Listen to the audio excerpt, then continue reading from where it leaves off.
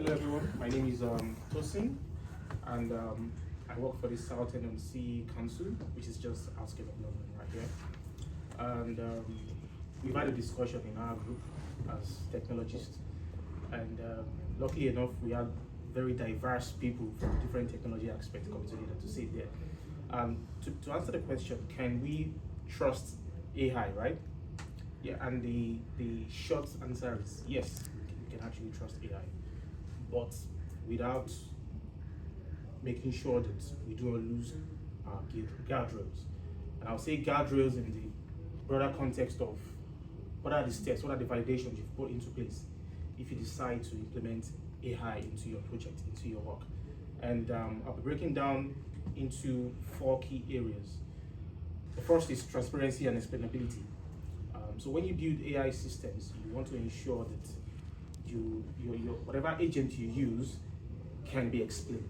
It can explain itself, it can speak for itself. And I've actually built several agents. There is one I built recently, which is a social query agent, social care query agent. And it's interesting because I work in the adult social care department, and it's very important that there is data privacy with people's data. So you want to ensure that you do not leak data in any form. All right. So the agent I built, basically what does it do? It translates natural processing language, connects to a database, and then interprets into SQL, and then from SQL it executes itself, all right, to give you KPI cards or visuals that you did. So we can trust AI in that aspect because I actually have used it.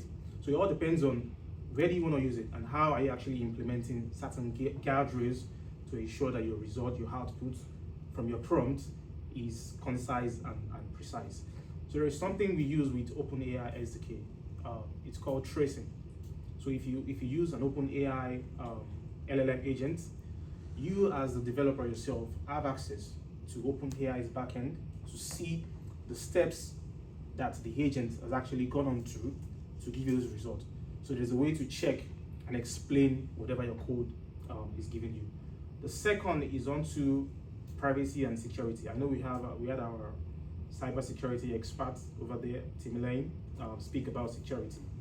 And I'm not going to overflog privacy and security because we've had other speakers to talk about that. And that basically means implementing rule-based access control. So you're limiting the number of people who gain access to the backend, number of people who speak to the agent himself. So in that way, you can ensure that your storage is encrypted as well. And you can also log user activity. So this can actually prevent misuse of the LLM agent itself. So we discussed about safeguarding. Safeguarding is a word that I'm very familiar with because I work in social care, basically. So as much as you want to, protect, safeguarding in the broader context, you want to also safeguard whatever system that you're building as well. So that is very essential for ethical AI adoption. The next one, which is the third one, is on ethics and bias.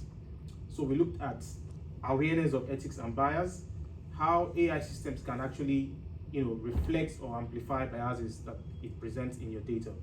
All right. So you want to maintain trust and also monitor outputs and validate your results to ensure that there's human oversight. So human oversight is still needed. As much as we said we can trust AI, there is still a need for an human AI interaction for whatever output you build. So, and that leads me to my 4th point here, whereby we concluded that it is actually most effective when you augment your human decision making, all right, rather than just replacing the AI. Which is why when you build an AI system, I remember she said something about vet, and vet.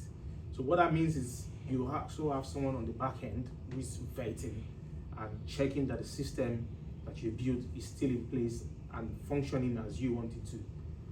So basically, that is my takeaway so far. So I mentioned 4 key points, which is transparency and explainability, privacy and security by design, and then the human oversight and the ethical governance into one as well. So when we apply these principles, even as journalists and researchers, so you can make your findings and find out this system that is actually doing this research for me, what is the privacy system built, on the back end to arrive at this output. So you as well can actually build your agent yourself, all right, and get your output. Another instance where we can almost trust AI is using multi-LLM, and that is basically asking AI agents, let me use AI agents instead of using LLMs, to discuss with each other. So say for example, you use OpenAI and it gives you an output, then you use Cloud or you use Grok, and then you get another output, all right?